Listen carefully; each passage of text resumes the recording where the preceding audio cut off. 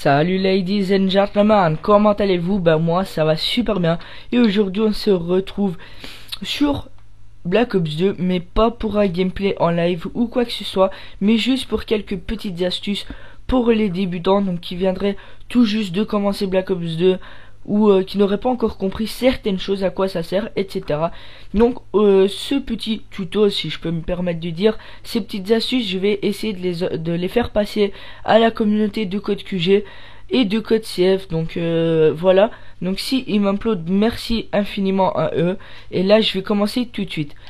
Donc si vous êtes plutôt de type rusher, je vous conseille vivement le PDW-57, qui est une arme très bonne et très facile d'utilisation, à savoir qu'elle ne bouge pas, qu'elle a beaucoup de précision et qu'elle a quand même un chargeur assez portant, donc ce n'est pas dérangeant. Il faut pas mettre double chargeur, enfin il faut pas mettre précisément chargeur grande cap, ça ne servirait pratiquement à rien, parce que je trouve qu'on a assez de balles pour tuer 3 ou 4 ennemis avec un seul chargeur. Ensuite, pour les personnes plus aux pompes, donc je vous conseille, regardez, moi je les ai même pas encore débloqués, je vous conseille vivement le R870, donc en gros le Remington 870.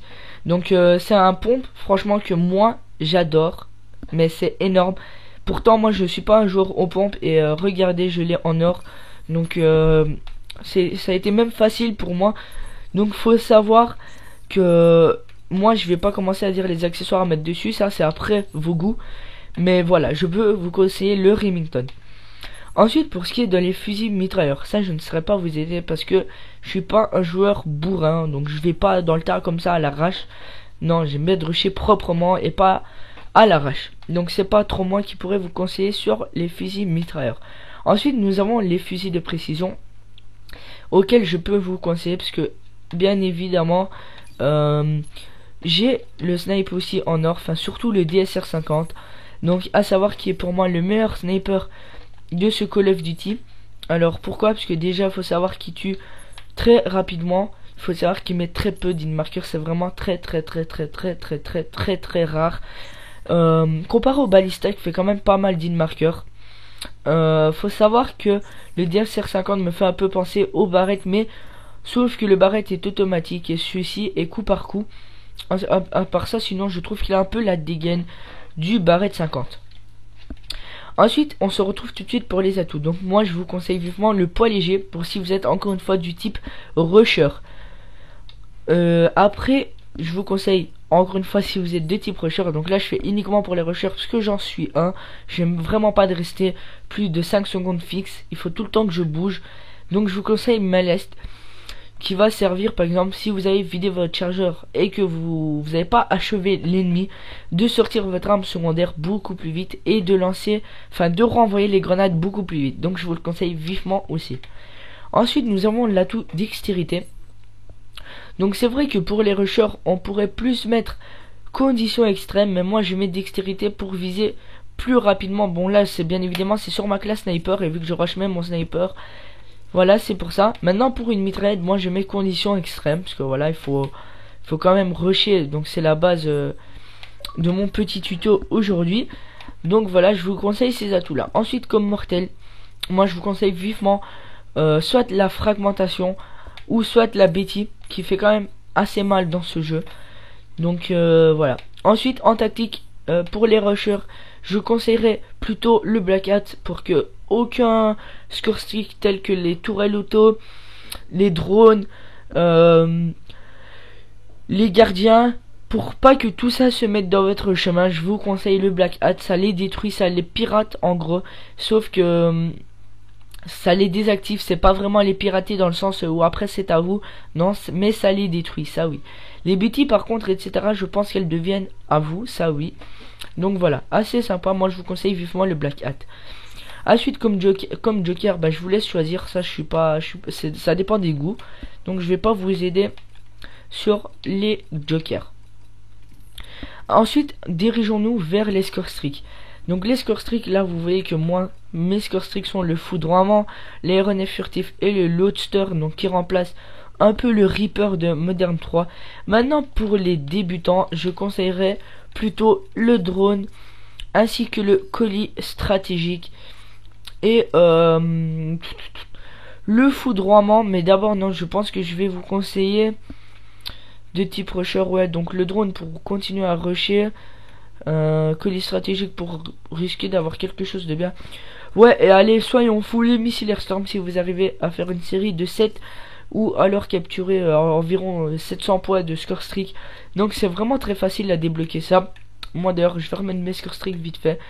Donc je vais les expliquer un peu. Donc le foudroiement, c'est un style de bombardement de précision de Modern 3 et de mortier de Black Ops premier du nom. Donc voilà, ça vous décrit un peu comment c'est le foudroiement. Ensuite nous avons l'aéronef furtif qui est en gros pour moi le Cobra tout simplement de tous les Call of, surtout de Black Ops premier du nom. Pour moi c'est le Cobra, l'aéronef furtif. Puis vous avez le robot terrestre qui remplace sur un MW3 la petite machine, je sais plus comment ça s'appelle, vraiment désolé. Ensuite nous avons ça, je sais pas, microstation orbitale. Ah oui, la microstation orbitale, alors c'est c'est très utile, je vais dire, parce que ça remplace un peu le Blackbird de Black Ops premier du nom. Donc en gros on voit les ennemis avec la flèche, on les voit tout le temps. Sur Black Ops premier du nom c'était en rouge et là c'est en orange, donc c'est vraiment assez sympa. Ensuite nous avons le drone d'escorte qui est je ne sais pas quoi parce que je ne l'ai jamais débloqué.